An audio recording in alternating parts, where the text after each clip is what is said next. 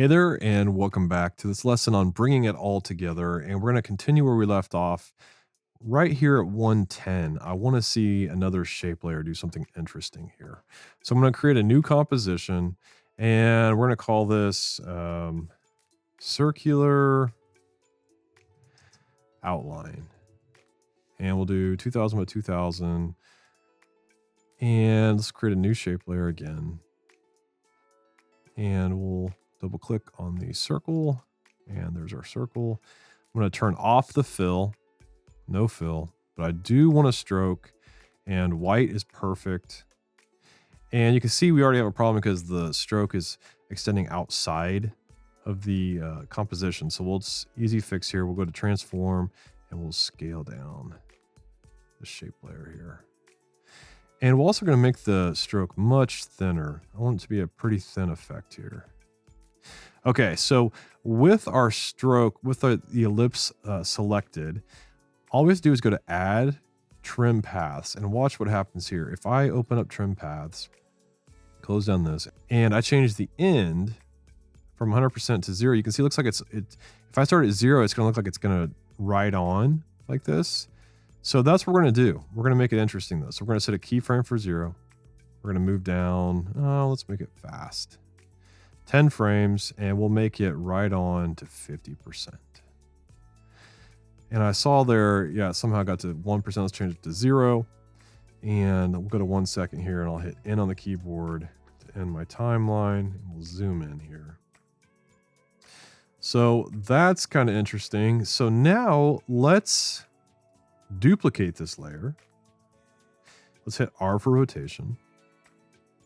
And we'll go to the end here so we can see what's going on. And we're going to go negative rotation so that we can make this look like it's a full circle. So that should be negative 180. Yeah, cool. So now you can see what's going on here is looks like we've got two halves to a circle that kind of draw on one another. To make this even more interesting, to make it so it's not a full circle, let's actually drop it down to 25% and 25%. So that's looking cool. Let's create another new shape layer. And for this, we're going to select the pen tool right here. And we're going to click up here, hold down shift and click down here so that we have a straight line that looks like it's connecting these two. And you can see there's already a little bit of a problem here with the end. So I can just go, I can open up the shape layer, the contents, the path. I can select that point. I can zoom way in here. It doesn't have to be perfect because this is going to be kind of a glitchy thing, but I'm just holding down shift and just dragging that down. Using the space bar to create the hand tool. So I can drag up here, selecting that point and then bring it up till it fills in right there. Perfect. So now let's make this shape layer. Let's hit R for rotation. And let's make it kind of rotate and do something interesting here. So maybe it rotates like so.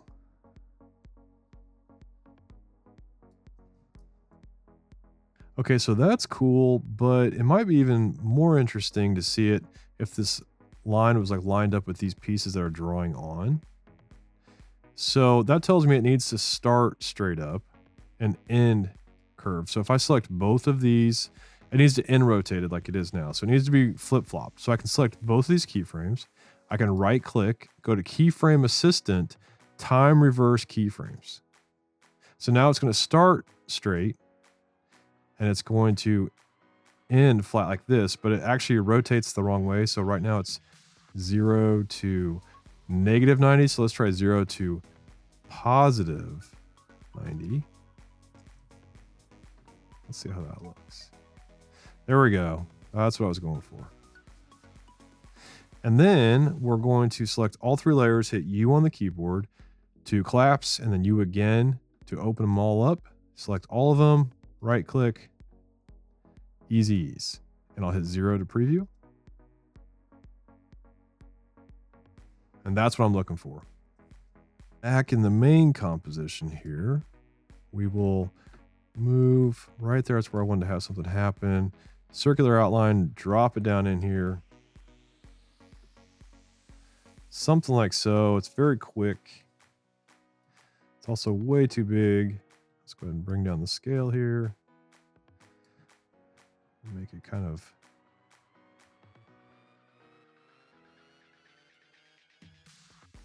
So the action needs to happen much quicker here. So we'll go back in here and we'll just take these 3 keyframes and we'll just drag them forward. Something like so. So basically it ends drawing and it's gone. So let's preview this.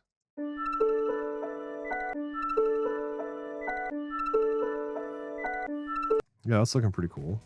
Something I do want to try here is with the circle that pops on here. I think it could be a little bit more interesting. So if I was to take this layer and hit Command D to duplicate it, and then kind of offset this layer. And maybe for this layer, maybe I reverse under layer styles, bevel and emboss. Maybe I reverse it from up to down.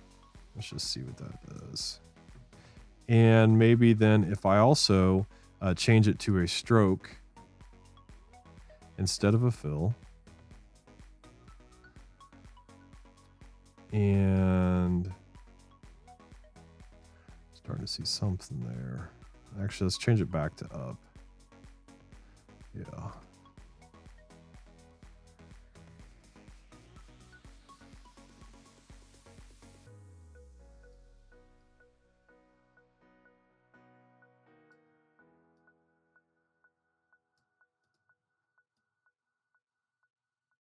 See what that looks like. Yeah, it's a little bit more interesting. It's just those couple frames where it kind of zeroes itself out. It's kind of interesting.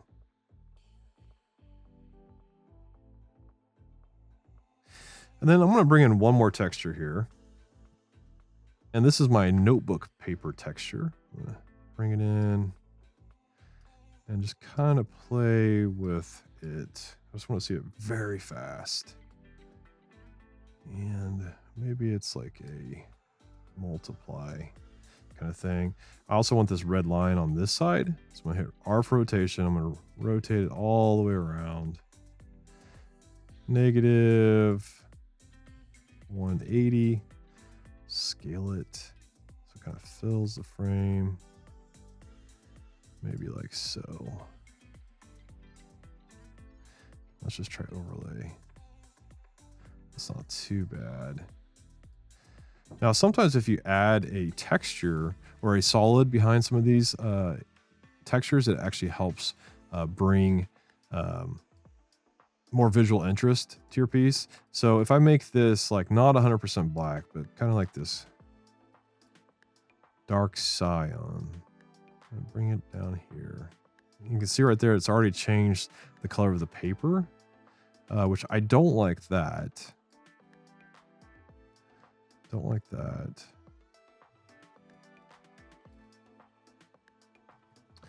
Yeah, that doesn't work. So maybe if it's just very quick, maybe it actually pops on right here when it goes full screen. Maybe that would be kind of interesting. If I bring it above the film here. I change it back to multiply. Yeah, so that's kind of cool. Make it very quick.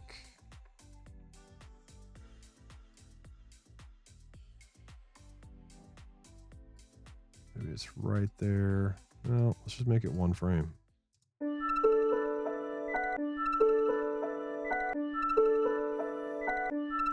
So starting to get there. And let's see here. Let's just extend this out a little bit here. Let's save my project. Okay, let's see here.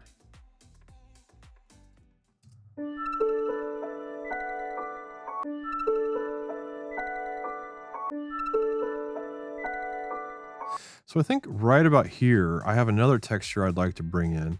But before I do that, let's go ahead and select these 3 textures. Let's bring them up into raster and these 3 film footage pieces I've got, and let's bring them up here into stock. And the audio, don't have an audio folder, so I'm going to create an audio folder here and bring it up in there so we stay a little more organized. And pre-comps, we'll go here in compositions. Okay. This texture was really interesting. I'll bring it in here really quickly. What I like about this, when I found this on Creative Commons, is I like how it says, learn to use it now. And I don't really necessarily like, I like how to operate as well. So I'm going to actually select my rectangle tool. I'm going to mask it. So we just see that. Go to Effect, Color Correction, Black and White. So there it is. And it just needs to be very quick on here. And I'm going to drag it down here. And we're going to go to Effect, Color Correction, Levels. And the levels is going to bring up, I don't like this gray value here. I want it to be very, a lot more contrasty.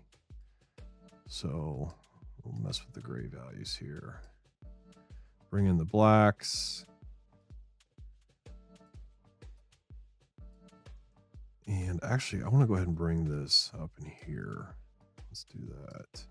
And we're going to bring in, back in our project window here, we're going to bring in the second film footage.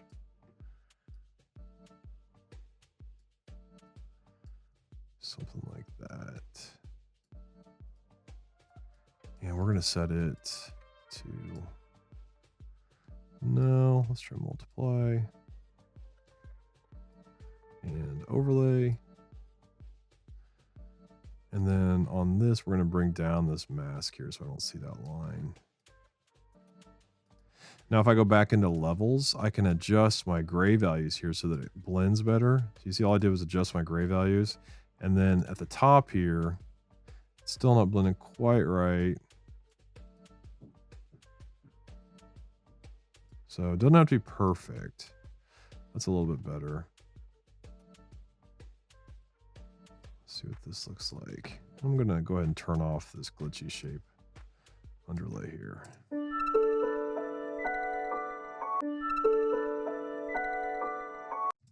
So that's cool.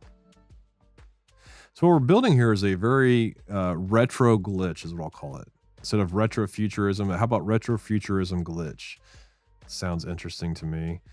Let's see. So extend this a little bit out here. And I've got another image I know I want to use in here. Bring it in. And there it is. I'm going to bring it over here. And I want it to pop in right here somewhere. So this is just a photo of an aperture of a camera I thought was pretty cool. Something like this. So not so exciting to start with. Maybe we'll add a scale keyframe here. And this is called a hold keyframe. So if we right click right here and we say toggle hold keyframe, what this will do is it'll hold whatever key is there until the next key appears. So if all of a sudden a key appears here for 70%, what'll happen is if I go frame by frame here, frame, still 100%, boom, it jumps to 70%. I'm actually going to go ahead and just bring that up here a little bit further. So you can do hold keyframes for position, for scale, for opacity, anything. Anytime you want something to immediately pop from one value to another, use a hold keyframe.